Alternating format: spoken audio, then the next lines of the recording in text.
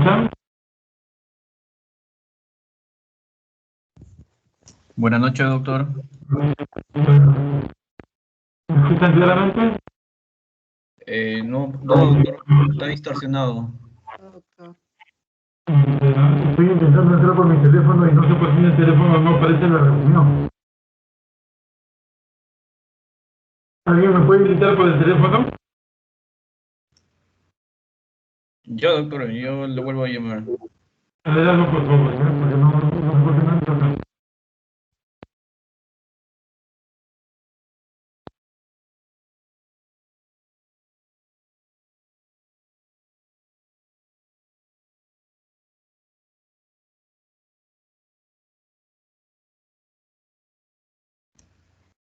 Doctor,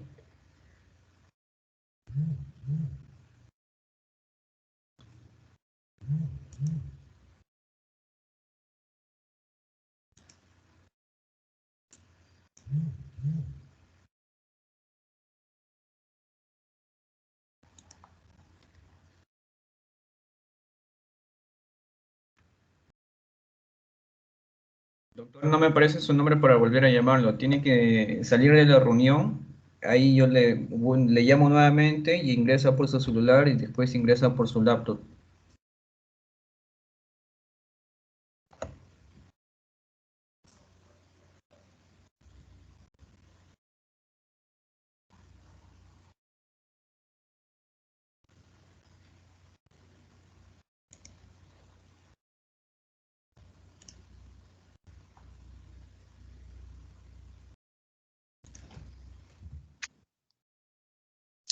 Ahora sí estaba en el calendario, no lo había visto. Ahora sí le escuchamos bien, doctor. Lo que pasa es que estaba en el calendario, muy bien.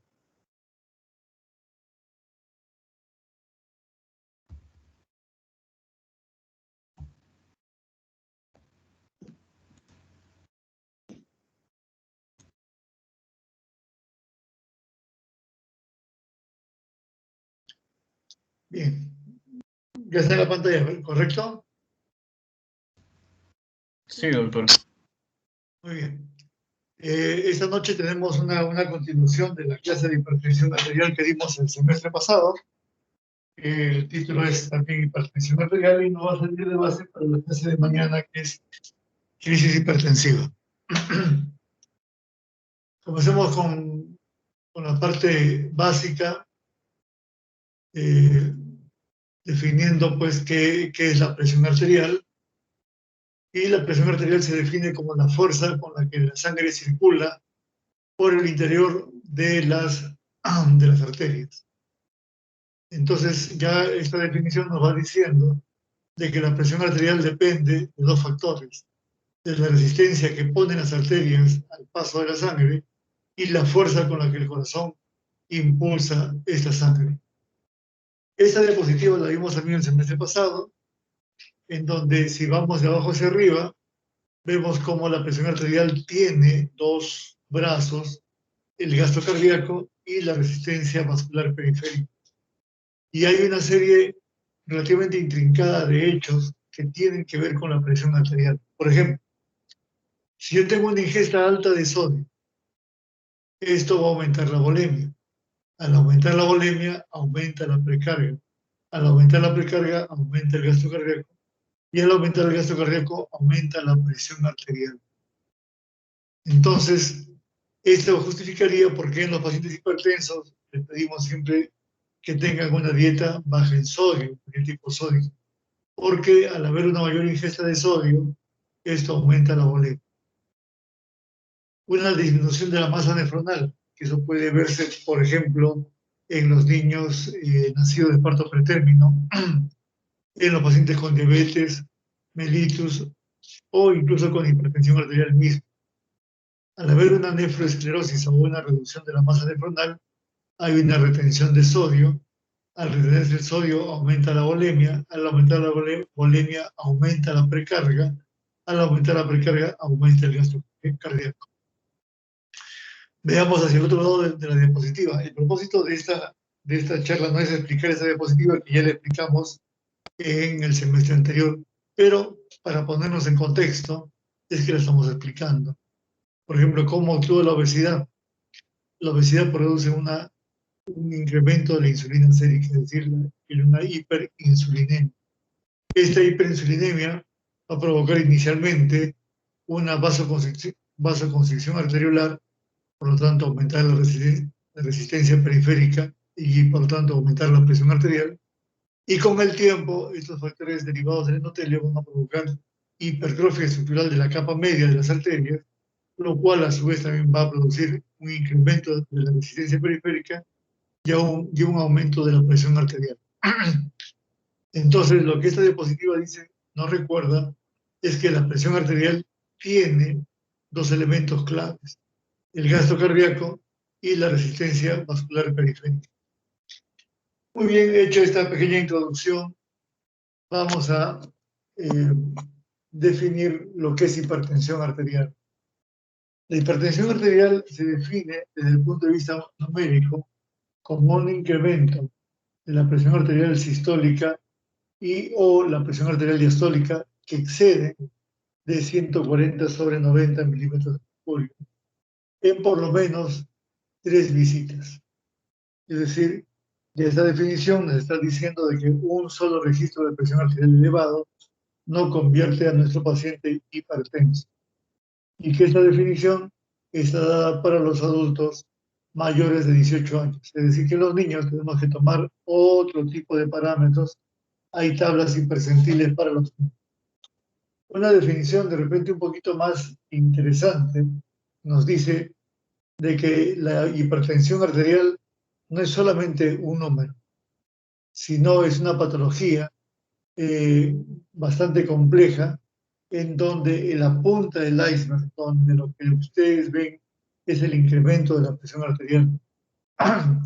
Pero hay una serie de alteraciones que conforman este síndrome que aparecen, sobre todo, que aparecen años antes o tiempo antes que la presión arterial se eleve. Y es que ya van ocurriendo cambios funcionales y cambios estructurales en los estadios previos incluso a la aparición de la presión arterial sostenida. Lo que está diciendo esta propuesta de definición es que la hipertensión arterial como enfermedad aparecería incluso mucho antes de que la cifra de presión arterial se eleve. Entonces, en los hipertensos lo que vamos a tener es un desbalance entre los vasoconstrictores y la retención de sal y los vasodilatadores y los secretores de sangre. El primer punto corresponde a la resistencia periférica y el segundo punto corresponde al gasto cardíaco. Mientras esté en equilibrio los vasoconstrictores y los vasodilatadores, mientras esté en equilibrio el sodio que ingresa y el sodio que se excreta, entonces tendremos una presión arterial normal. Cuando se incrementan estos o disminuyen estos o ambas cosas, ocurre el desbalance y aparece la hipertensión arterial. ¿Por qué estudiamos el día de hoy a la hipertensión arterial? En primer lugar, porque es la condición cardiovascular más frecuente en el mundo y es el principal factor de riesgo para otras enfermedades cardiovasculares. Es decir, la hipertensión arterial es la madre para el infarto de miocardio, es la madre para la insuficiencia cardíaca, es la madre para los accidentes cerebrovasculares y para la enfermedad renal crónica. Existen una serie de factores etiológicos conocidos y que pueden prevenirse, es decir, podemos prever o prevenir la aparición de hipertensión arterial si es posible. Para eso hay que evaluar la ingesta de sodio y potasio, el tipo de dieta del paciente, la cantidad de frutas y vegetales que consume, el peso del paciente, la obesidad es un factor de riesgo, el sedentarismo y el estrés. Y finalmente estudiamos hipertensión arterial porque en este momento tenemos tal arsenal farmacológico que estamos en capacidad de controlar a la mayor parte de pacientes con hipertensión arterial. Hay una relación estrecha entre el valor de la presión arterial y las enfermedades cerebrovasculares. Por ejemplo, acá tenemos, al incrementarse la presión arterial diastólica, hay una mayor incidencia o un mayor riesgo relativo para enfermedades cerebrovasculares. Y en la medida que con los años hemos ido mejorando, decía ustedes que tenemos un arsenal terapéutico mucho mejor que el de hace 50 años, pues miren ustedes cómo han ido disminuyendo las enfermedades cerebrovasculares con el mejor tratamiento de la hipertensión arterial. Y eso no solamente para las enfermedades cerebrovasculares, sino también para las enfermedades coronarias. De tal manera que cuando vemos los trabajos de revisión, cómo incide el tratamiento de la hipertensión arterial en la reducción de la enfermedad cerebrovascular y enfermedad coronaria, todos los trabajos demuestran el beneficio del tratamiento de la hipertensión arterial sobre el no tratarlo. Entonces, si ustedes tienen un paciente con hipertensión arterial, no tengan absolutamente ninguna duda que deben recibir tratamiento. Eso para recordar, lo vimos también en el semestre pasado, cómo todos los factores de riesgo que conocemos para hipertensión arterial confluyen en la llamada disfunción endotelial. Este equilibrio de vasoconstrictores y vasodilatadores, este equilibrio que se mantiene entre la ingesta y la excreción de sal, se ve perturbada por los factores de riesgo que tienen finalmente como común denominador a la disfunción endotelial. Es decir, un endotelio que es incapaz de regular los vasoconstrictores y los vasodilatadores. Esa disfunción endotelial va a llevar a una disfunción vascular inicialmente funcional, es decir, vasoconstricción, y finalmente estructural, es decir, hipertrofia de la capa media. Esto va a provocar un incremento de la presión arterial que va a producir pues daño en órgano blanco. A nivel cardiovascular, en hipertrofia del ventrículo izquierdo, con la consiguiente insuficiencia cardíaca, y a nivel coronario, con el infarto de miocardio, que también puede llevar a insuficiencia cardíaca. Daño a nivel cerebral, con los llamados stroke o accidentes cerebrovasculares, y a nivel renal, con las nefropatías hipertensivas, que a su vez van provocando más disfunción endotelial.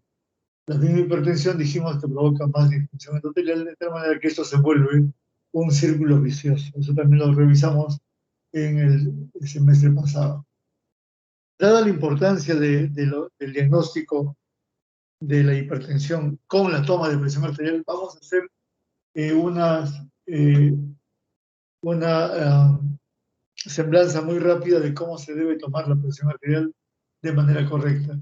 Y tenemos primero que revisar el ambiente, ver que sea una habitación tranquila, cosa muy difícil en un hospital, evitar ruidos y situaciones de alarma, cosa muy difícil en un hospital, y con temperaturas que sean agradables para el paciente, cosa muy difícil porque no tenemos ni calefacción ni aire acondicionado que nos permita tener una temperatura agradable que no varíe la presión del paciente. Condiciones propias del paciente, como que antes del registro de la presión arterial no debe haber comido de manera abundante, ni fumado, ni bebido café, ni alcohol, que no esté tomando simpáticos miméticos, incluyendo los midriáticos, que no debe tener vejiga llena. Recuerden que en nuestros hospitales no siempre tienen un baño en la mano o un baño decente para nuestros pacientes. La postura del paciente, el brazo debe quedar sin ropa que lo comprima, el paciente debe estar cómodamente sentado, o si lo prefieren también echado, es decir, en el cúbito dorsal, poniendo el brazo que se va a medir a la altura del corazón. Y debe quedar el paciente en esa posición por lo menos 5 minutos antes de la toma de presión arterial. Recuerden que debemos descartar la llamada hipotensión postural, que es mucho más frecuente en las personas mayores, de tal manera que debemos tomar la presión arterial con el paciente sentado o en decúbito y luego ponerlo de pie, esperar unos 5 minutos y volver a registrar la presión arterial. Si observamos un descenso de la presión sistólica mayor o igual a 20 milímetros de mercurio o de la diastólica mayor o igual a 10 milímetros de mercurio, estamos hablando en ese caso de hipotensión ortostática. Recordemos que en las embarazadas, sobre todo cuando la barriguita ya está grande y tiene más de 20 semanas, no podemos tomar la presión en el decúbito porque en esa posición el útero grávido va a comprimir la vena cava y nos va a alterar la presión arterial. Entonces hay que tomar la presión arterial en decúbito lateral izquierdo, de tal manera que el abdomen grávido quede sobre la cama o, en todo caso, en posición sentada. También es importante recordar que debemos tener un buen equipo para tomar la presión arterial. El mejor de todos es el tensiómetro de mercurio. Luego tenemos los aneroides, que también son buenos, pero deben ser regularmente calibrados.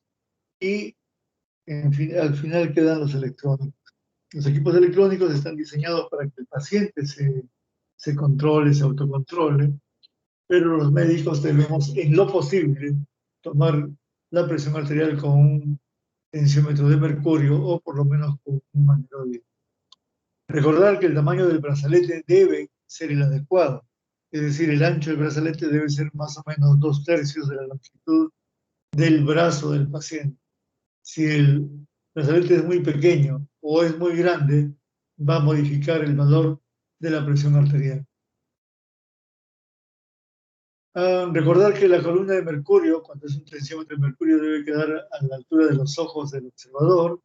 Recordar que el borde inferior del manguito debe quedar más o menos a 2 centímetros por encima de la textura del codo para colocar el estetoscopio libre del brazalete. Es una muy mala costumbre de muchos estudiantes colocar el estetoscopio por debajo del brazalete. Por comodidad seguramente sí, pero eso no es lo que se les está enseñando. Una vez que suben la columna de mercurio, deben iniciar un desinflado lento, de tal manera que en un segundo recorra más o menos 2 milímetros de mercurio. La aparición del primer ruido corresponde a la primera fase de Korotov, corresponde a la presión arterial sistólica, y la desaparición del sonido corresponde a la presión arterial diastólica, tal y como nos recuerda esta diapositiva. Perdón. El primer sonido, presión sistólica, y la desaparición del sonido, la etapa diastólica, primera y cuarta etapa de Korotov. Recordar que en la primera visita hay que tomar la presión en ambos brazos. Usualmente la diferencia no es mayor a 10 milímetros de mercurio, pero cuando la hay, el brazo control, es decir, con el que yo voy a controlar repetidamente a mi paciente, es el brazo que tiene una presión arterial más alta que el contralateral. En cada visita, cada vez que el paciente nos vea, deben haber por lo menos 2 tomas de presión arterial separadas al menos por 2 minutos. ¿Y qué presión se toma? Se promedia la presión. Y si mi paciente tiene una arritmia, ya no voy a tomar 2 veces, sino por lo menos 5 veces la presión arterial y voy a promediar el valor. ¿Cómo se clasifica la hipertensión arterial? Bueno, tenemos 2 clasificaciones válidas en el momento. La clasificación europea, que es la que más me gusta, que clasifica a la presión arterial en óptima, normal, normal alta, ya la hipertensión arterial en grado 1, grado 2, grado 3 y la hipertensión sistólica aislada. No vamos a detallar los números, los tienen ustedes en pantalla y los van a revisar seguramente más adelante. La otra clasificación que también se maneja es la clasificación norteamericana, del 8º Joint National Committee, que divide a la presión arterial en normal, prehipertensión, estadio 1 y estadio 2, con los valores que ustedes ven acá. También podemos clasificar a la hipertensión por citología, en esencial o primaria, que corresponde a la mayor parte de pacientes, y la secundaria, es decir, cuando es posible identificar una causa, en donde las más frecuentes son las de origen medicamentoso. Recordemos que muchas veces los pacientes de la tercera edad tienen varias comorbilidades y reciben tratamientos por uno u otro motivo, y revisar qué fármaco recibe nuestro paciente que pudiera potencialmente estar elevando la presión arterial. Enfermedades renales, como la nefritis, las nefropatías intersticiales, la hidronefrosis, la enfermedad vascular renal, puede ser ateromatosa o por displasia, fibrodisplasia de la capa media. Menos frecuentemente la enfermedad de Crohn o hiperaldosteronismo primario. Raros tenemos la enfermedad de Cushing, la coartación de aorta y algunas enfermedades que vienen asociadas Hay hipertensión arterial como el hiperparatiroidismo, también el hipo o el hipertiroidismo, diabetes mellitus, el ictus, síndrome de Guillain-Barré, etcétera. Algunas formas especiales de hipertensión, como la del embarazo. Si no conozco al paciente, la definición de hipertensión del embarazo no difiere de la de la definición que hemos dado al inicio, es decir, una sistólica mayor o igual de 140 o una diastólica mayor o igual de 90 milímetros de mercurio. Pero si conozco a mi paciente, lo que voy a hacer es, para diagnosticar hipertensión del embarazo, sumar 30 milímetros de mercurio a la presión arterial sistólica basal de la paciente o 15 milímetros de mercurio a la presión diastólica basal de la paciente.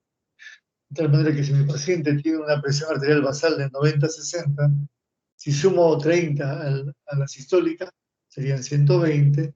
Si sumo 15 a la diastólica, serían 75. Entonces puedo hacer diagnóstico de hipertensión arterial del embarazo con un valor de 120,75 milímetros de mercurio, que no corresponde obviamente a la definición general. Entonces, cuando yo conozco a la gestante, no es mi paciente, utilizaré esta fórmula para hacer el diagnóstico de hipertensión del embarazo. También vimos el semestre pasado la presencia de hipertensión de bata blanca, la hipertensión enmascarada, que son mejores estudiados a través de la prueba del mapa, es decir, la medición ambulatoria automática de presión arterial, y el AMPA, que es la automedición de la presión arterial, con los valores que están aquí registrados. No los volvemos a mencionar porque esto lo revisamos en el semestre pasado. Muy bien, una vez que hemos diagnosticado, hemos medido bien la presión arterial, está en rango de hipertensión, lo hemos chequeado más de una vez, el paciente ha venido en varias oportunidades y siempre le hemos encontrado con la presión elevada. Vamos a trazarnos 6 objetivos iniciales. Primero, lo que hemos dicho, establecer si eso no es hipertensión. Y segundo, de qué magnitud para poder clasificar. En estadio 1 o 2, si usamos la clasificación norteamericana, o 1, 2 y 3, si usamos la clasificación europea. Luego tendremos que buscar si hay causas curables, causas secundarias de hipertensión arterial. Hay que buscar la presencia de daño en órgano blanco o de enfermedades cardiovasculares asociadas. Esto lo vimos también el semestre pasado. Ver si tiene factores de riesgo cardiovascular.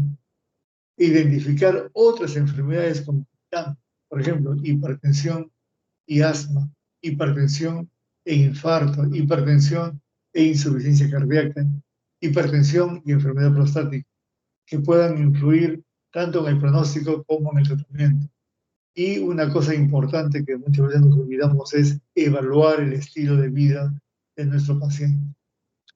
¿Cuáles son las causas identificables de hipertensión arterial? La más simple es la apnea del sueño, para eso hay que conversar con la pareja, o en todo caso indicarle una polisomnografía que nos va a permitir identificar a estos pacientes que se quedan algunos segundos sin respirar.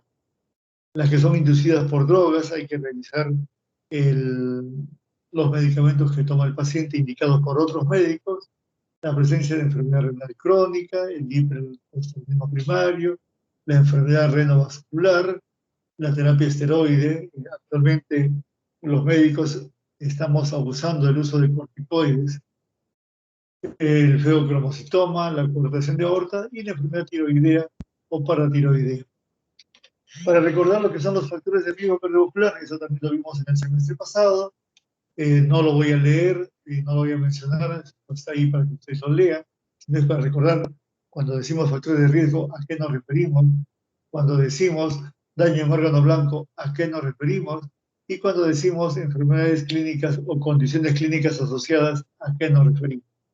¿Por qué es importante todo esto? Porque estos 3 elementos, las condiciones clínicas asociadas, el daño en órgano blanco y los factores de riesgo son los que nos van a permitir estratificar el riesgo de mi paciente con hipertensión arterial.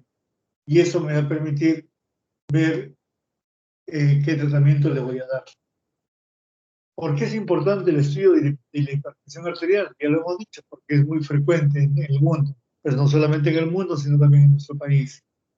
La prevalencia en los adultos mayores de 18 años es de 23.7%. Prácticamente diríamos 25%, de tal manera que podríamos resumir que uno de cada 4 peruanos adultos es hipertenso, con una predominancia en mayores sobre las mujeres. Y también es importante mencionar que aun conociendo que menos de la mitad de los pacientes hipertensos de nuestro país saben que son hipertensos, eso significa de que más de la mitad de los hipertensos están caminando por la calle sin saber que lo son. Y de este 45%, solamente las 3/4 partes de estos reciben tratamiento y menos de la mitad de los pacientes hipertensos tratados llegan a ser controlados. Quiere decir que no estamos consiguiendo identificar a todos los hipertensos del país, no estamos consiguiendo darles tratamiento y peor aún, no estamos controlándolos bien. Bueno, un dicho dice que, bueno, perdón, vamos acá a ver que nuestro país tiene ahora una pirámide poblacional diferente, ahora hay una mayor cantidad de ancianos, de gente de la tercera edad, y la hipertensión arterial es una enfermedad que va aumentando en su prevalencia en relación con la edad. Fíjense ustedes, prácticamente después de los 80 años, casi 3 de cada 4 ancianitos son hipertensos. Y hay una correlación entre el valor de la presión arterial y la edad. Es decir, a mayor presión y mayor edad, la mortalidad es mucho mayor. Entonces, ¿qué hacemos con la hipertensión arterial? Pues hay que tratarla. Los estudios observacionales nos han demostrado que a mayor presión, mayor morbilidad cardiovascular. Y al revés, los estudios de intervención farmacológica o de tratamiento han demostrado que cuanto más baja la presión arterial, disminuye la incidencia de enfermedad cardiovascular. Es decir, identificado la hipertensión, no tenemos ninguna duda que debemos bajar la presión arterial. Miren ustedes, este diapositiva nos muestra, ya es un reporte antiguo, cómo con descensos relativamente pequeños de presión arterial sistólica, como 2 milímetros de mercurio, puede haber un impacto en la reducción de la enfermedad coronaria, de la enfermedad cerebrovascular y de la enfermedad cardiovascular. Bajando solamente 10 milímetros de mercurio, o en este caso 9, miren ustedes los valores tan significativos que hay en el descenso de las enfermedades cardiovasculares. Y habíamos dicho al comenzar la clase de que la hipertensión arterial es la madre, pues, de la insuficiencia cardíaca, del stroke, de la angina, del infarto, etc. Entonces, ya sabemos que el paciente es hipertenso. ¿Cómo estratificamos el riesgo del hipertenso? ¿Todos los hipertensos son iguales? No, señor. Esta diapositiva, esta lámina publicada por la Sociedad Europea de Cardiología, verán ustedes cómo están clasificados los pacientes en grado 3, grado 2, grado 1 y normal. Y aquí están los valores de presión arterial que corresponden a cada grado. Pero en esta línea están lo que hemos mencionado, los factores de riesgo, el daño en órgano blanco y la enfermedad clínica asociada. Entonces, lo que esta diapositiva dice es que si bien es importante el valor absoluto de la presión arterial, no es menos importante la identificación de estos factores de riesgo.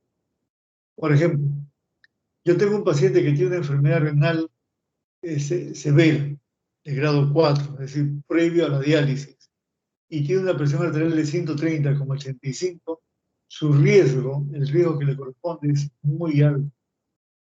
En este ejemplo, yo tengo un paciente que tiene 200/120, pero no tiene todo el factor de riesgo, el riesgo es alto, quiere decir menor que el paciente que habíamos mencionado. Entonces, ¿cómo es posible que un paciente que tenga 200/120 tenga un riesgo menor que este paciente del ejemplo que tiene 130/85? Porque hemos adicionado el estudio de los factores de riesgo, del daño en órgano blanco y de la enfermedad cardiovascular, la enfermedad cardiovascular establecida. Correcto. Entonces, esto nos permite certificar a los pacientes en bajo riesgo, moderado, alto y muy alto riesgo. ¿Por qué? Porque esto nos va a permitir predecir en los próximos 10 años qué chance tiene nuestro paciente de complicarse, tanto de enfermedad grave o de muerte cardiovascular. Esto es lo que reportan los norteamericanos, esto es lo que reportan los europeos. En ambos casos, a mayor riesgo, mayor mortalidad de índole cardiovascular. Y llegamos a la parte que les gusta a todos ustedes, el tratamiento. ¿Cómo es el tratamiento de los pacientes? ¿Cuáles son los objetivos del tratamiento? El primer objetivo del tratamiento debe ser reducir la presión arterial por debajo de 140 sobre 90 milímetros de mercurio. En todos los pacientes que se tolere bien.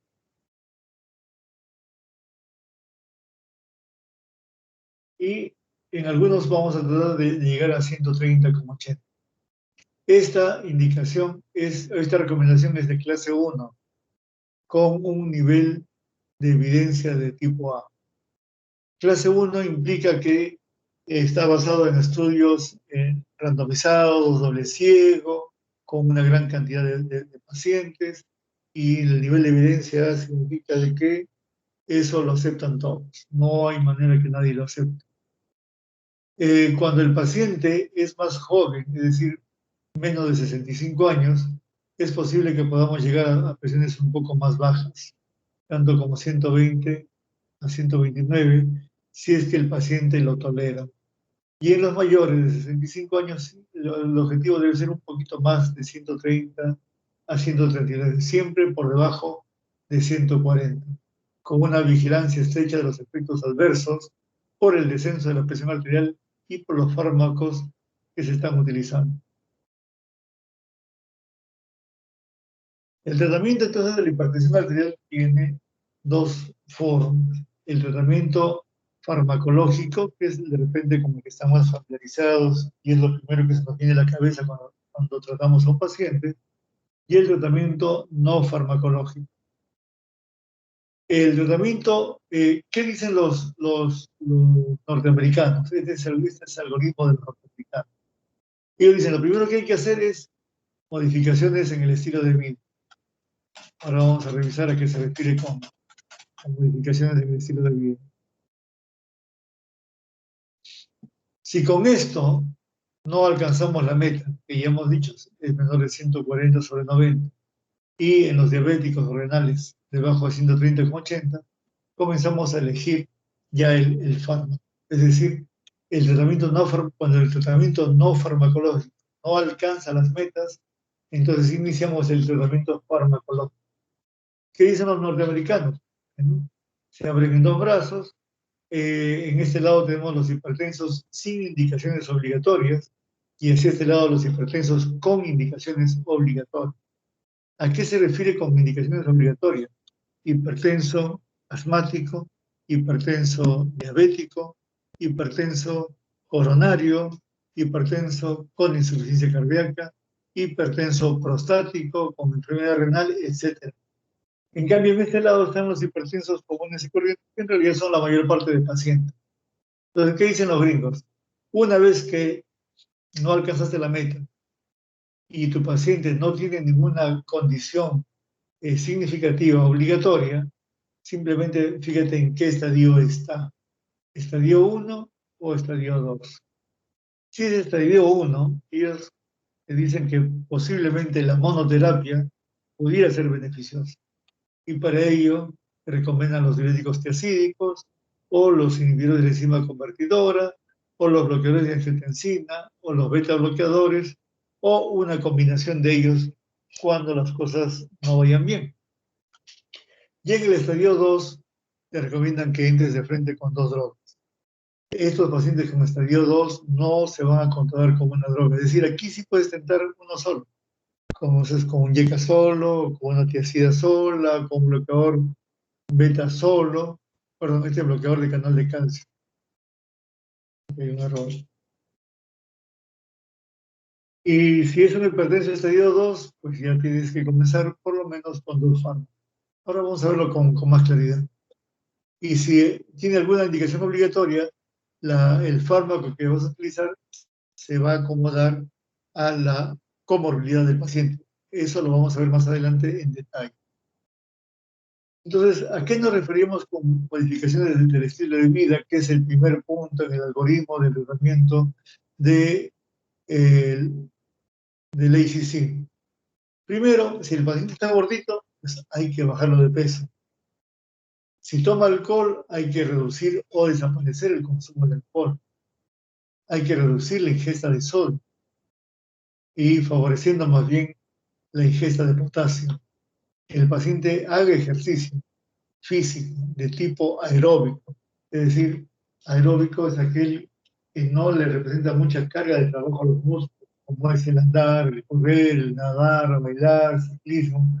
Debe ser realizado de manera regular y gradual, con un tiempo de duración de 30 a 45 minutos, y la duración ya no es de 3 a 5, sino es de por lo menos 5 días a la semana. La dieta que promueven, la dieta llamada DASH, que es una dieta rica en potasio, rica en calcio, y se basa en un consumo elevado de frutas y vegetales, con una disminución de la cantidad de grasas, sobre todo las grasas saturadas, recomendándose comer más bien el pescado. Y el tabaco, ni hablar. Entonces, ni alcohol, ni tabaco, ni sal, con una buena dieta orientada hacia el consumo mayor de potasio y de calcio y una reducción consiguiente del peso. ¿Eso funciona? Sí. Si el paciente baja de peso, por cada 10 kilos de peso va a reducir su presión sistólica entre 5 y 20 milímetros de mercurio. Si hace la dieta DASH, va a reducir entre 8 y 14 milímetros de mercurio. Y recuerden ustedes que hemos pasado una diapositiva en donde la simple reducción de 2 milímetros de mercurio ya tiene impacto en la enfermedad coronaria, enfermedad cerebrovascular, la reducción de la ingesta de sodio, la actividad física, el consumo de alcohol. Miren ustedes, si mi paciente hace todo esto, ¿cuántos milímetros de mercurio van a reducir? Obviamente eso no es que comienza a hacer dieta hoy día y mañana ya bajó de peso, perdón, ya bajó la presión arterial, sino que esto es un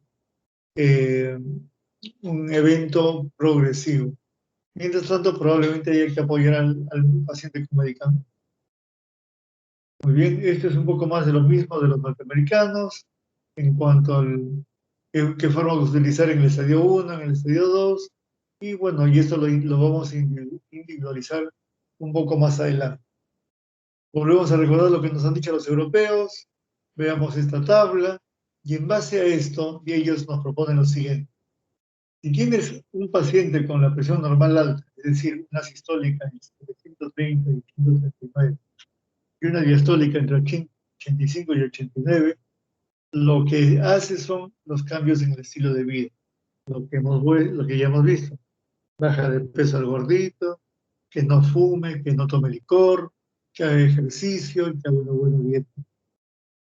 Solo consideres el tratamiento farmacológico de ese paciente cuando es un paciente de muy alto riesgo, como he mencionado, un paciente de repente que ya tiene una enfermedad renal crónica avanzada. Si no, solamente cambios en el estilo de vida.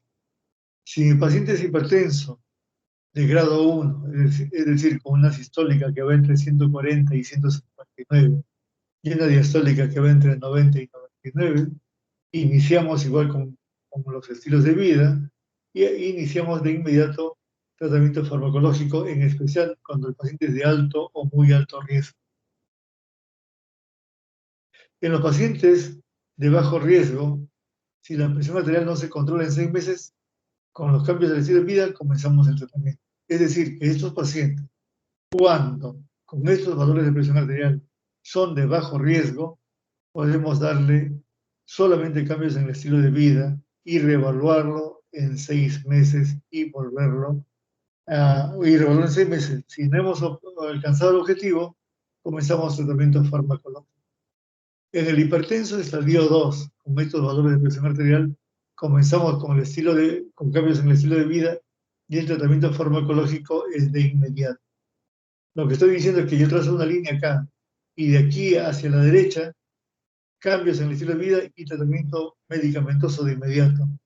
En estos, salvo que haya alguna condición que lo lleve al paciente a ser muy alto riesgo, solamente es cambio en el estilo de vida.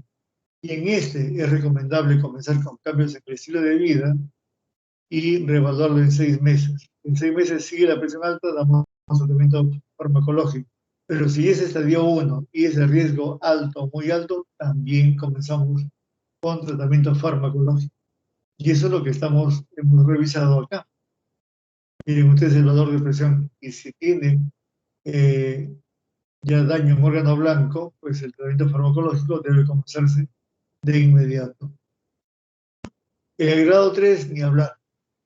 Cambios en el estilo de vida, tratamiento farmacológico de inmediato, y debemos alcanzar el objetivo de control en no más allá de 3 meses.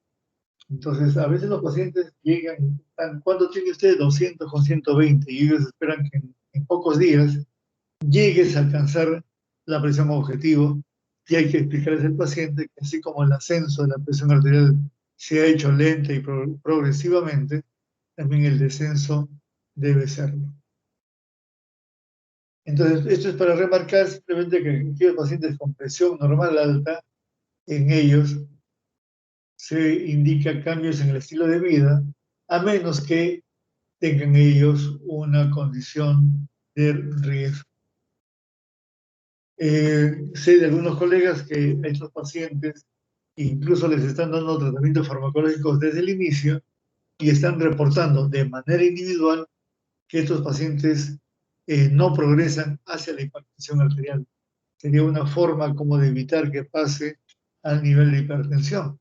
Eso no está escrito en ningún lado, les cuento la experiencia de algunos colegas. Muy bien, ¿qué fármacos son los que conocemos como antihipertensivos? Hay una serie de drogas que han revisado ustedes seguramente en farmacología. Tenemos diuréticos, los bloqueadores adrenérgicos, tanto alfa como beta, los vasodilatadores directos, los antagonistas de la angiotensina y los bloqueadores de canales de calcio. ¿Qué nos dicen los europeos? Ellos dicen, si vas a comenzar a tratarlo a un paciente, ten por seguro que probablemente requieras una terapia doble. ¿Cuáles son los fármacos que ellos recomiendan? Los YECA, los ARA2 o los bloqueadores de calcio. Y si tienes que usar una doble combinación, asocia el diurético a estos fármacos. Entonces nos vuelven a remarcar que consideremos monoterapia en aquel paciente hipertenso de grado 1 y de bajo riesgo, o que es muy viejito o que es muy frágil. Si no, de frente entrar en la combinación, y esto es lo que yo recomiendo. Si el paciente no se controla, entonces elegimos un YECA o un ARA2 más un canal de calcio más un diurético. Recuerden ustedes que aquí no hay más, aquí es un O. Es un YECA más un bloqueador de calcio o es un YECA más un diurético. Y si el paciente no responde a estos tres, no alcanzamos el objetivo, eso por definición es hipertensión resistente. Se llama hipertensión resistente aquella hipertensión arterial que nos obliga a usar 3 o más fármacos. Entonces, si yo uso un YECA más un bloqueador de calcio más un diurético y no alcanzo la meta, a eso lo llamo hipertensión resistente y paso al tercer escalón, en donde se recomienda ya el uso de espironolactona a dosis de 25 a 50 miligramos por día, otro diurético, a veces usamos furosemida, y el uso de bloqueadores alfa, tanto centrales como periféricos, o los bloqueadores beta. Si con todo esto no se controla, pues envíenlo con un cardiólogo. Ya hay programas de hipertensión arterial donde hay cardiólogos que manejan brillantemente este tipo de hipertensión. Un acápite especial es para los diabéticos. Pues miren ustedes, el objetivo del control es igual que el resto, pero cuando son diabéticos jóvenes, estos tipo 1, nos obligan a ir un poquito más abajo. Recordar que las medidas higiénico-dietéticas son la dieta, el bajar de peso al paciente y el hacer ejercicio. Si con esto la presión está por encima de los niveles que hemos dicho, es decir, se mantiene en un estadio 1, vemos qué fármaco utilizamos. Si el paciente tiene una albuminuria de entrada, nos recomiendan iniciar con un YECA o con un ARA2. Si el paciente no tiene albuminuria, también puede ser un YECA o un ARA2, pero se expanden ahora a los bloqueadores de calcio y a las tiacidas. Pero si el paciente es un estadio 2, 160 con 100, y tiene albuminuria, entonces iniciamos con YECA o ARA2, más bloqueadores de calcio o tiacidas. Y si no tiene albuminuria, cualquiera de ellos, pero iniciar siempre con 2 fármacos. Entonces siempre le dan una atención especial al hipertenso diabético porque es un paciente de muy, muy alto riesgo. Vamos a revisar rápidamente un poco de la farmacología de los antihipertensivos que conocemos. Los diuréticos que se utilizan no son diuréticos de asa, son diuréticos tiacídicos que actúan a nivel del tubo contorneado distal y el tubo colector, impidiendo la reabsorción del sodio. Entonces, impiden la reabsorción del sodio, de manera que el sodio se vaya por la orina. ¿No? Acá fíjense dónde actúa, impidiendo la reabsorción del sodio. Perdón, esta diapositiva mostraba la nefrona con los diferentes diuréticos y cómo se trabajan. Tenemos el tubo contorneado proximal, el asa de Henle en su rama descendente, el asa ascendente de Henle, el tubo contorneado distal y el tubo colector. ¿No? Aquí a este nivel en el asa actúan los diuréticos de asa, luego en el tubo contorneado distal actúan los tiacídicos, y en el distal y en el colector trabajan los ahorradores de potasio. La mayor parte de trabajos con diuréticos tiacídicos están hechos con clortalidona. Tuvimos clortalidona en el país en una oportunidad, ya no lo tenemos. En el mercado lo que van a encontrar ustedes es sobre todo hidroclorotiazida, son los más utilizados de los diuréticos, tienen una eficacia moderada, tienen un efecto antihipertensivo propio, como ya saben ustedes, en realidad son vasodilatadores, y este es su lugar de acción, que es el tubo contorneado distal. ¿Qué provocan? Provocan hiponatremia, provocan hipocalemia y provocan hipocloremia. Y desde el punto de vista metabólico, la elevación de la glucosa, del ácido úrico y del colesterol. Tengan mucho cuidado con aquellos pacientes que son diabéticos límites o prediabéticos, aquellos pacientes que tienen un ácido úrico que está cerca del límite superior normal, o aquellos que tienen un colesterol elevado. Hay que tener mucho cuidado porque pueden incrementar el valor del colesterol serio. Luego haremos un recuerdo del sistema renina-angiotensina-aldosterona, en donde el angiotensinógeno producido por el pulmón es un dodecapéptido sobre el que actúa la renina producida por la máquina densa, quita 2 aminoácidos y forma un decapéptido que es la angiotensina 1, que por acción de la enzima convertidora pasa a ser angiotensina 2, luego angiotensina 3 y finalmente los péptidos inactivos producto de las angiotensinasas que hay en sangre. Vale decir que la angiotensina 2 es un potente vasoconstrictor y a su vez estimula la aldosterona que retiene agua y sodio. Si ustedes recuerdan las primeras diapositivas, ¿de qué depende la presión arterial? Del gasto cardíaco, que tiene mucho que ver con la precarga. Entonces, al estimularse la aldosterona, va a haber retención de agua y sodio, entonces va a haber un aumento de la precarga, aumento del gasto cardíaco y aumento de la presión arterial. Y al ser la angiotensina un vasoconstrictor, aumenta la vasoconstricción inicialmente, luego remodela la capa media de los músculos, de tal manera que en ambos casos provocan aumento de la resistencia periférica. Lo que estoy diciendo es que la activación del eje renina-angiotensina-aldosterona va a terminar produciendo un aumento de la precarga por la reabsorción de agua y sodio, por la activación de la aldosterona, y un incremento de la resistencia periférica por la vasoconstricción producida por la angiotensina. Entonces, ¿cuáles son los más conocidos? Dentro de los inhibidores de la enzima convertidora tenemos el captopril y el enalapril, y dentro de los bloqueadores de angiotensina tenemos al losartán. Bueno, y hay una serie más, pero los estamos poniendo solamente como ejemplo. En algún momento tuvimos los inhibidores directos de la renina, salieron con bombos y platillos, pero al final la teoría no siempre va de la mano con la práctica y terminaron siendo prácticamente sacados del mercado. Eh, los bloqueadores de receptor, bueno, eso ya no lo vamos a mencionar.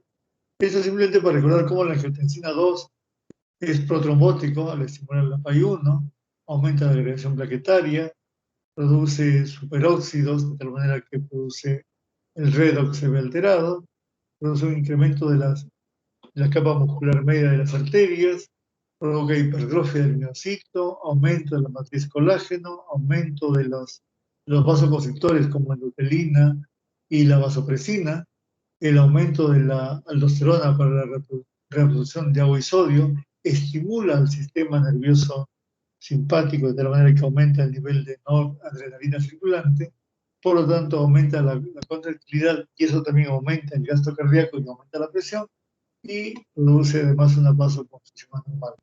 Entonces, el bloqueo de la angiotensina 2, sea en los receptores o sea a nivel de la enzima convertidora, tiene todos estos beneficios. Es por esa razón que tanto los norteamericanos como los europeos comienzan recomendando que iniciemos con un YECA o con un bloqueador de angiotensina. Los bloqueadores de calcio, que son tres familias, la familia del verapamilo, la familia del DTC y la familia de las hidropiridinas. Esta última adquirió tanta importancia que prácticamente en la actualidad llamamos bloqueador de calcio dihidropiridínico y bloqueador de calcio no dihidropiridínico, refiriéndose al verapamilo y al litiazem. Al bloquear la entrada de calcio, reducen la contractilidad, eso tanto a nivel del miocardio como a nivel de la capa media de las arterias, de tal manera que produce una disminución de las resistencias periféricas. ¿Cuáles son más efectivos? Que son los dihidropiridínicos.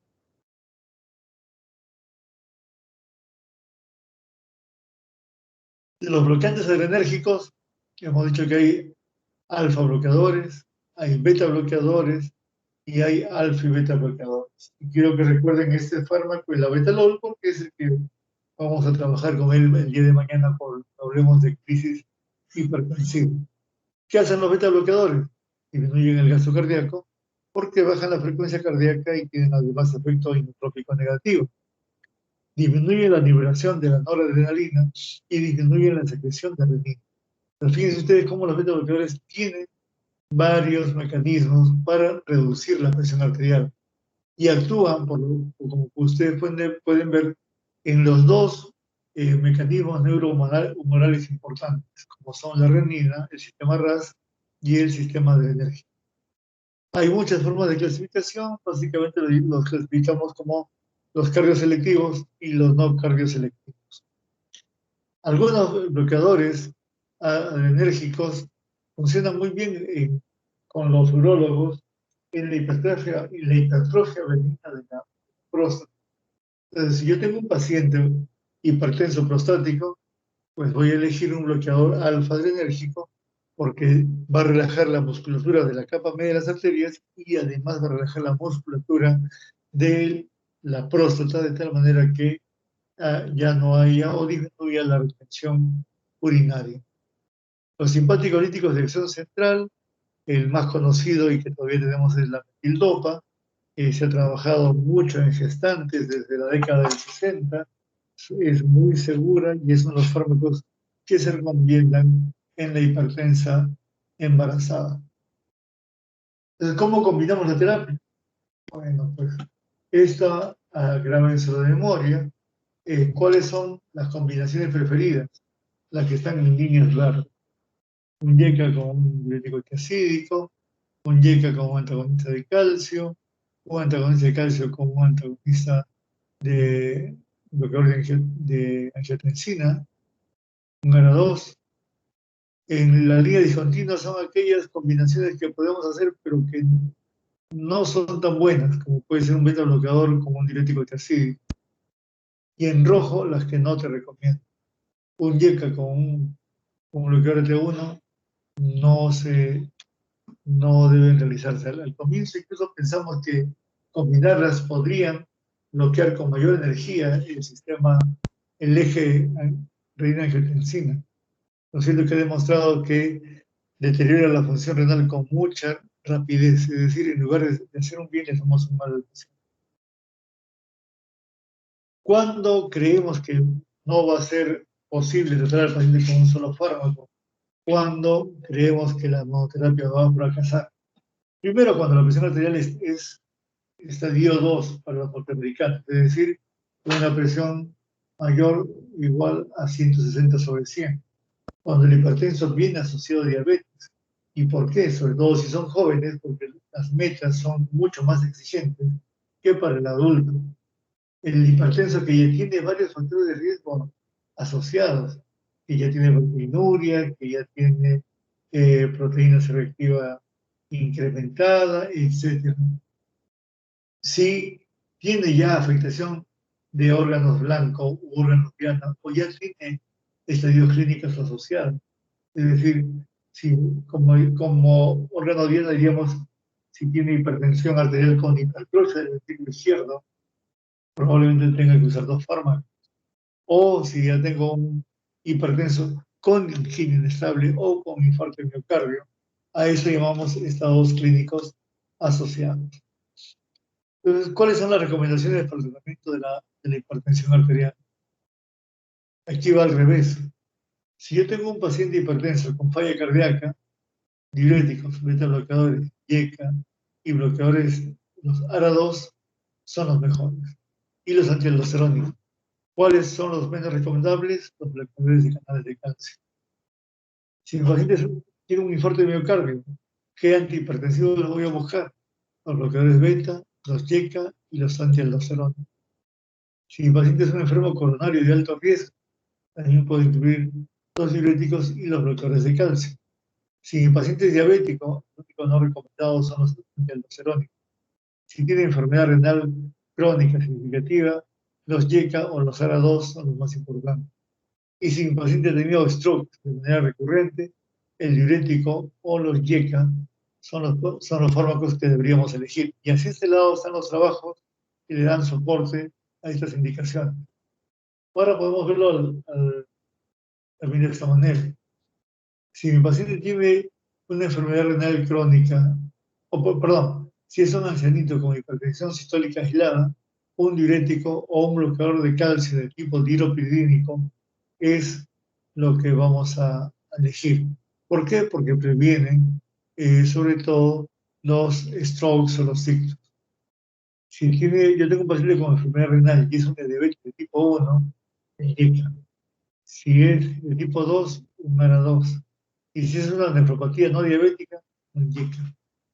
Si el paciente ha tenido es un hipertenso con postinfartado, un YECA o un beta bloqueador. Si tiene falla ventricular izquierda, un YECA. Si tiene insuficiencia cardíaca congestiva, un beta bloqueador o un espironolactón. Si tiene hipertrofia ventricular, un ARA2. Si tienes un hipertenso con enfermedad cerebrovascular, YECA más diurético o diurético solo.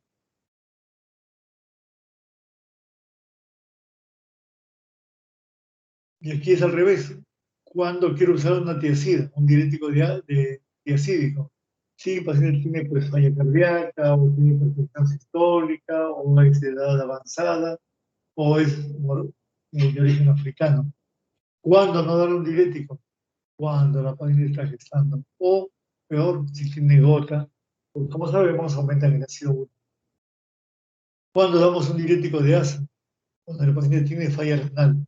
Cuando el estudio de creatinina, cuando la depuración de creatinina está por debajo de 30 mililitros por minuto, los diuréticos triacídicos no le van a hacer ni cosquillas. En ese caso, usamos un diurético de asa, o ya tiene insuficiencia cardíaca, o un diurético de asa también. ¿Cuándo usamos un diurético antialdosterónico? Cuando el paciente es hipertenso con falla cardíaca o ya ha tenido un infarto. Y así por el estilo podemos empezar a leer todas las indicaciones en un buen libro. Igual acá, cuando usar un bloqueador de calcio dihidropiridínico cuándo usar un bloqueador de calcio no dihidropiridínico, cuándo usar un bloqueador alfa, sobre todo los periféricos, cuándo usar un ARA2.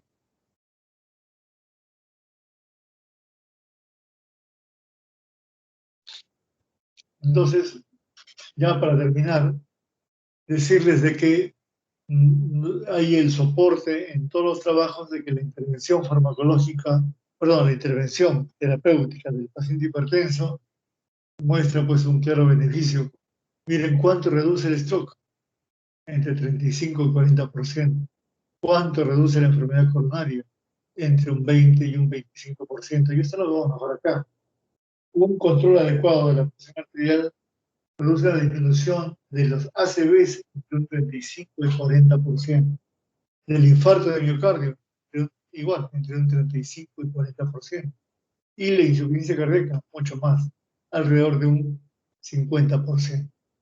Una vez que hemos alcanzado la meta, una vez que tenemos al paciente en los valores de presión arterial que nos corresponde, ¿qué tenemos que hacer? Hay que irlo controlando. Cada 3 o cada 6 meses. ¿Por quién? Por el médico, por enfermeras. Hay enfermeras especializadas que llevan el control del programa de hipertensión arterial, o como se hace actualmente, a través de la telemetría o de otros medios audiovisuales. ¿Qué más debemos hacer? Ir regulando y evaluando siempre el nivel de líquidos, el nivel de glucosa, el nivel de creatinina y en especial el nivel del potasio. Si una vez alcanzada la meta, empezamos a evaluar y hacerle un seguimiento cada 2 años de los órganos blancos. Es decir, si mi paciente tiene una hipertrofia ventricular, pues cada 2 años le voy a tomar un electro y un ecocardiograma para evaluar el grosor del miocito. Muy bien. Unas palabras finales. Ahora que, aunque ustedes no crean, yo no, hoy ya recibí mi segunda vacuna de Sinopharm. Al comienzo no entendía estas letritas, pero después de la vacuna china ya las leí. Mentira. Este es un adagio chino. ¿Qué dice? ¿Qué dice? Si vamos de abajo hacia arriba.